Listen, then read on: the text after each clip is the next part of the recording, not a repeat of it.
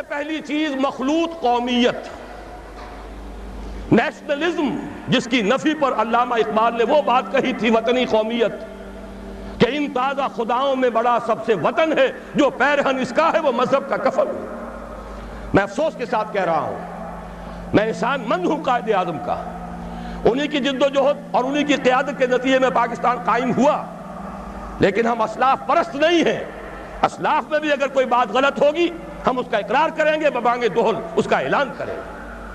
اگر حضرت ابوبکر صدیق بھی یہ فرما سکتے تھے کہ اگر میں سیدھا رہوں تو تم پر میری اطاعت فرض ہے، اور اگر میں ٹیڑھا ہونے لگوں تو مجھے سیدھا کرنا فرض ہے، تو کسی دوسرے کا مقام اس سے بالا تر نہیں۔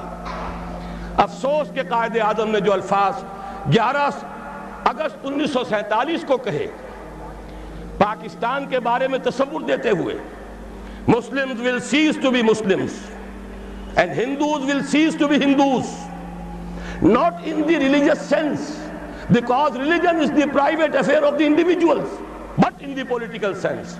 میرے نزدیک یہ مخلوط قومیت کا وہ تصور ہے ان الفاظ سے جو نکلتا ہے۔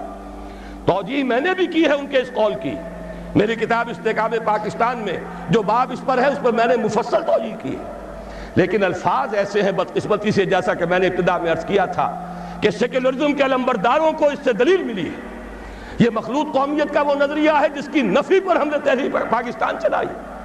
پاکستانی قومیت، مسلم قومیت، اس کی بنیاد پر پاکستان بنا ہے۔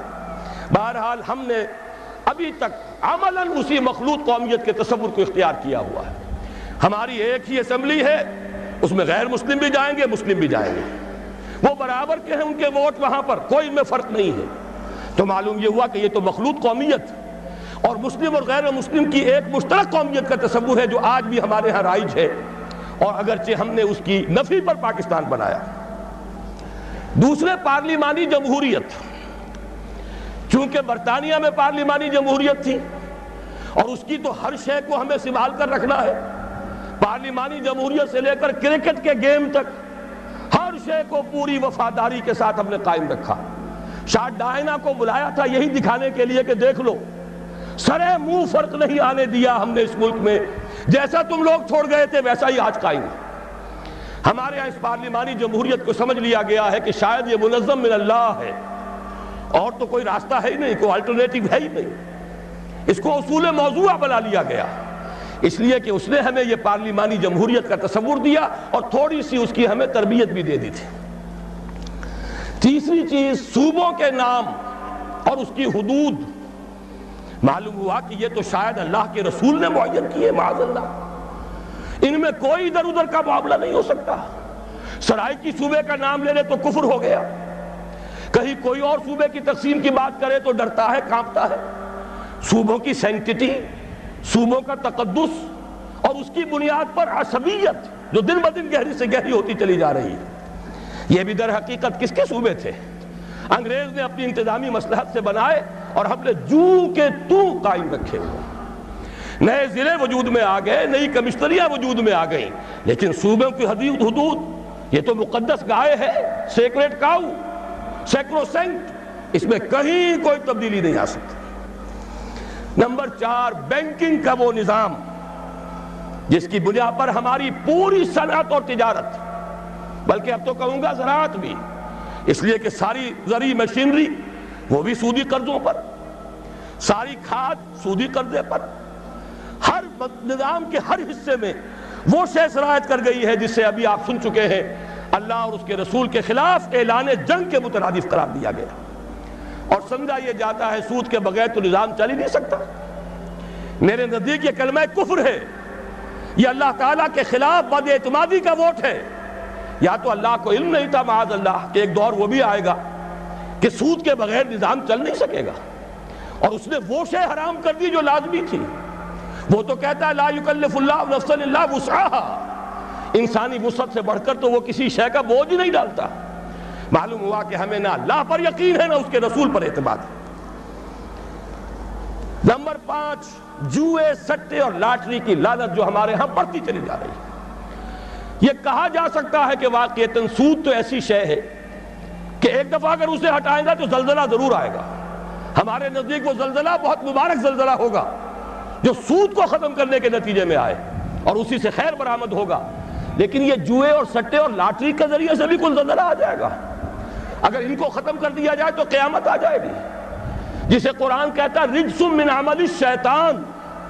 یہ ساری فارورڈ ٹریڈنگ، یہ ہمارے سارے سٹاک ایکسچینج اور یہ بڑی بڑی لاٹریز، کبھی فیٹمید ہے اور کبھی سیف گیمز کی ہے، جس کے کہ ٹکٹ یہاں بلیک میں بکتے ہیں، جس کی پبلسٹی اس پیمانے پر ہوتی ہے کہ جوئے کی اتنی ترغیب و تشویق شاید پوری انسانی تاریخ میں کبھی نہ ہوئی ہو.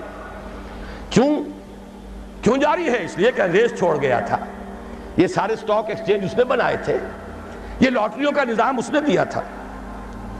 نمبر 6 جاگیرداری اور غیر حاضر زمینداری کا نظام جوں کا توں رکھا ہوا ہے. 2 دفعہ کی نام نہاد اصلاحات جنہوں نے کہ واقعتاً کوئی فرق واقع نہیں کیا. جاگیرداری جوں کی توں مسلط، غیر حاضر زمینداری جوں کی توں موجود. جبکہ واقعہ یہ ہے بھارت کم سے کم ہم سے اس معاملے میں پیش قدمی کر گیا. سرمایہ داری اور سود اور جوا اور سٹا اور رشوت، یہ ساری لعنتیں وہاں بھی ہیں جو یہاں ہیں. لیکن ایک قدم وہ اٹھا گیا تھا اور اسی کے نتیجے میں وہاں سیاسی توازن رہا. کم سے کم 40 برس تک سیاسی استحکام رہا، اور وہ تھا جاگیرداری کا خاتمہ. پہلے قدم اٹھایا. یہ ہمارے ہاں جاگیرداروں کا کھیل ہے، سیاست ان کا مشغلہ ہے، سیاست ان کا کاروبار ہے، اور وہی لوگ ہیں جو چھائے ہوئے ہیں. آج وہی انڈسٹریلسٹ بھی ہیں، انہی کی اولاد جو ہے، چاہے وہ سول سروسز ہوں اور بہت سے خود آرمی کے آفیسرز میں، وہ انہی کی نسلیں جو ہے وہ چلی آ رہی ہیں. اگرچہ یہ کہ آرمی میں ہمارا کامن مین بھی کافی گیا ہے، یہاں قربانی دینے کا معاملہ ہوتا ہے، لیکن یہ کہ سول بیوروکریسی تو تقریباً پوری کی پوری انہی پر مشتمل ہے. اور یہ جاگیرداری جوں کی تو قائم ہے. 7ویں چیز مخلوط معاشرت. مخلوط قومیت سے میں نے بات شروع کی تھی اور مخلوط معاشرت پر ختم کر رہا ہوں. شانہ بشانہ، قدم بقدم اختلاط مرد و زن، ہر میدان میں برابر. کہیں نہ سطر رہا، نہ حجاب رہا، نہ پردہ رہا. میں نے تو پردہ ہندوستان میں دیکھا ہے جا کر، برقعے وہاں دیکھے ہیں. پاکستان میں تو اب برقع دیکھنے میں کہیں نظر نہیں آتا. میں نے حیدرآباد دکن میں دیکھا ہے. میرے 3 لیکچر ہوئے تھے حقیقت شرک کے موضوع پر مکہ مسجد میں، جس میں 5000 کے قریب مجھے بتایا گیا خواتین تھیں، 15000 مرد تھے. مسلسل 3 دن. یہ آج سے تقریباً 6 سال پہلے کی بات ہے. لیکن وہاں میں نے وہ جب جلسہ ختم ہوا ہے، ہر عورت کو دیکھا کہ وہ برقعے میں تھی، مکمل برقعے کے اندر. لیکن یہاں تو آپ کراچی میں جا کر دیکھیے، برقع نام کی کوئی شے نہیں. وہ تو آپ یوں سمجھیے کہ وہ معروف نہیں، منکر بن گیا ہے. اب اس کے اوپر فکرے چست ہوتے ہیں. یہ مخلوط معاشرت جو ہے، جس کی وجہ سے کہ مغرب میں شرم و حیا کا دیوالہ نکلا، گھر کا سکون ختم ہو گیا. ان سے پوچھئے روتے ہیں، ان کا گھر کا خون، فیملی لائف شٹر ہو چکی ہے. خاندان کا نظام درہم برہم ہو گیا. اولاد الٹی پھرتی ہے، میاں بیوی دونوں کام پر گئے ہوئے ہیں، شام کو تھکے ہوئے آئے ہیں. بچے اگر آ گئے اسکولوں سے واپس تو اب جو کچھ کر رہے ہیں کوئی ان کی دیکھ بھال کرنے والا نہیں. جو کچھ کریں گے بچے، وہ ٹین ایجرز ہوں یا ان سے بھی چھوٹے ہوں، جنہوں نے اکثر وقت جو ہے ٹیلی ویژن دیکھ کر گزارا ہو، وہ جو کچھ کریں گے اس کا قیاس آپ کر لیجئے. مجھے یہاں کہنے کی کوئی ضرورت نہیں. یہ آخری شے تو وہ ہے کہ جس میں واقعہ یہ ہے کہ انگریز جہاں ہمیں چھوڑ گیا تھا، اس میں ہم نے بہت ترقی کی ہے. اب تو ہم کہہ سکتے ہیں کہ ہماری معاشرت بالکل یورپ کے ہم پلہ معاشرت ہو چکی ہے. بڑے دقیانوس کچھ گھرانے ہوں گے جن کے ہاں پردہ بھی ہے، شرم و حیا بھی کسی شے کا نام ہے، اور عصمت و عفت بھی کوئی شے ہے. باقی یہ کہ اکثر و بیشتر ہمارا جو حال ہو چکا ہے، خصوصاً اونچے طبقات کا، معلوم ہوا کہ وہ تو اس معاشرت کے اندر ان سے بھی کہیں آگے نکل گئے.